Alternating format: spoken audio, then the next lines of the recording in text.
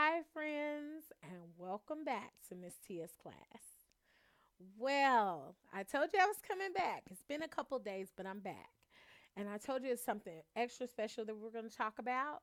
Well, that is setting boundaries. Oh, my goodness.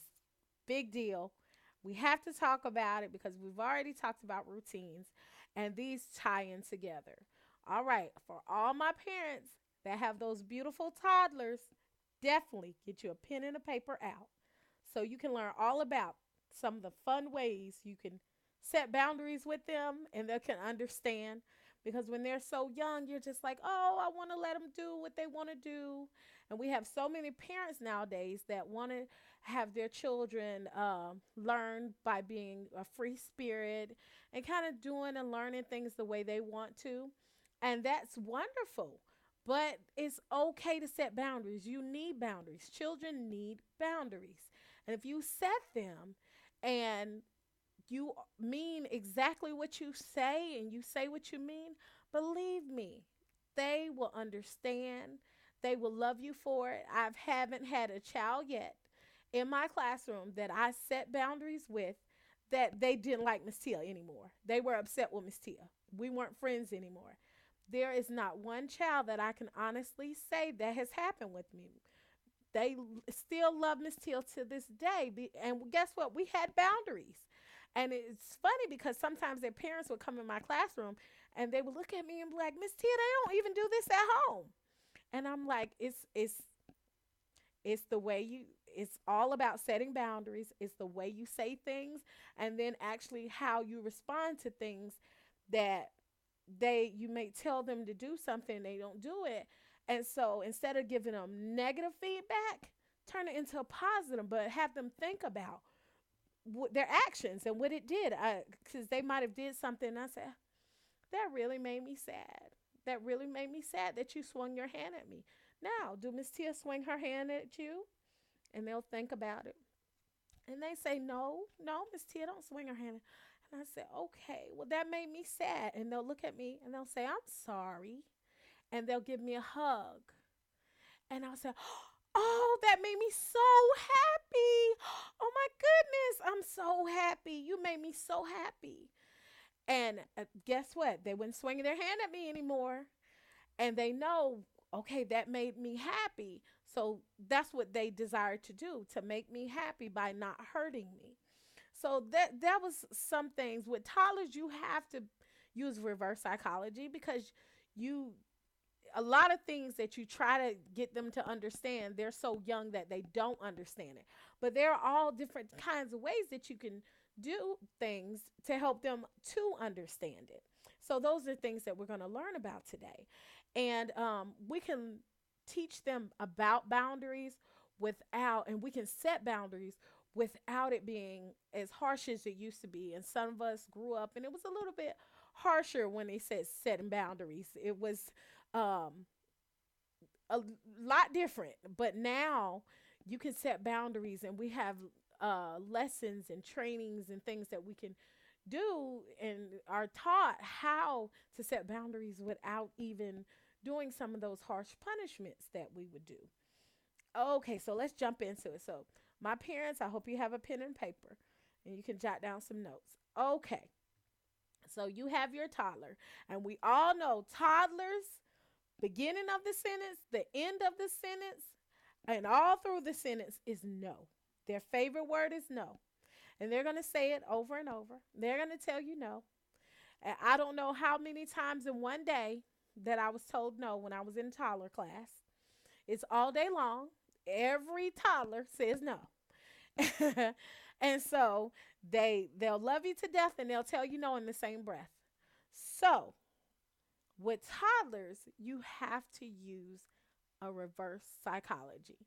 Okay, so for instance, when we would do cleaning in the classroom, now everyone knows we have the routine. We play, we clean up, and then we go to our next activity. That's our routine.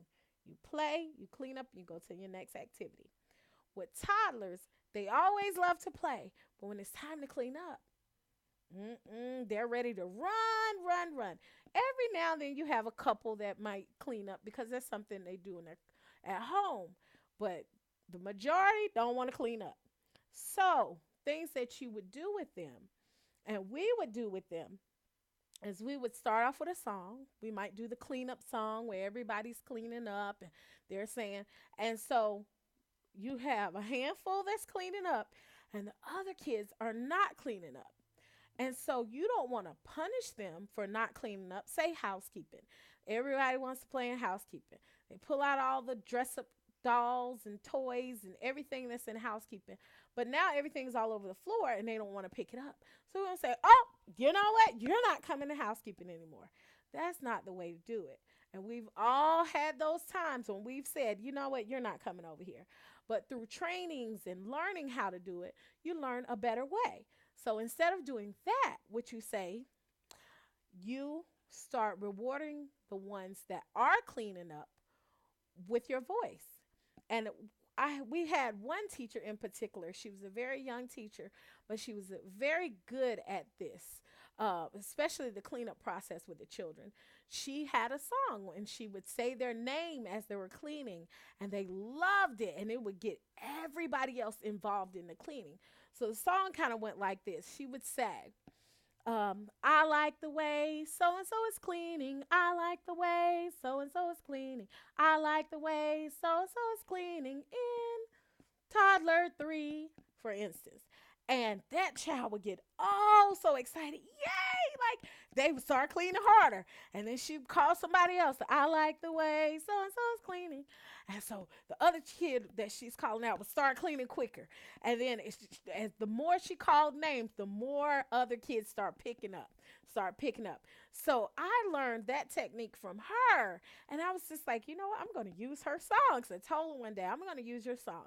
So I decided to start using it in my classroom. And as I used it, the kids got all excited and all excited. And they would go and clean up just because they were getting praised. Toddlers love to be praised. Even if you're not singing a song and they pick up something, oh, wow, you're such a good cleaner. Oh, my goodness. Ah, oh, my goodness. Or ask for their assistance. Oh, this is so heavy. Do you think you can pick it up for me? Oh my goodness. I forgot where it goes. Do you think you can? Do you remember? Where did it go? Oh, you are so smart. They love to be praised. So as long as you are praising them through the process, guess what? You're going to reap benefits like so much because they're going to enjoy cleaning more. And then when you look, you're not going to even have to praise as much because when you say it's time to clean up, they're going to go ahead and clean up. Even from with them going to the bathroom, they have that favorite toy. I know some people wouldn't like to just hold the toy from. Just don't worry, you can come back to it. But what I would do is I say, okay, let me hold it or sit it right there. I'm watching it. I'm watching it. If you sit it right there, it's not gonna move. I'm not gonna let anybody else touch it. But go ahead and go potty real quick. And they run, get to the potty because they know that what they had is secure with you. So those are just little techniques that you can use when you are teaching them how to clean up, especially toddlers, because toddlers are always wanting to make sure that their stuff is safe and that no one is going to touch their stuff.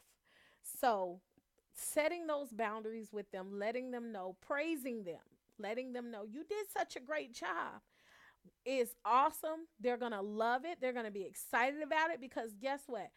You they have made you proud of them for what they did.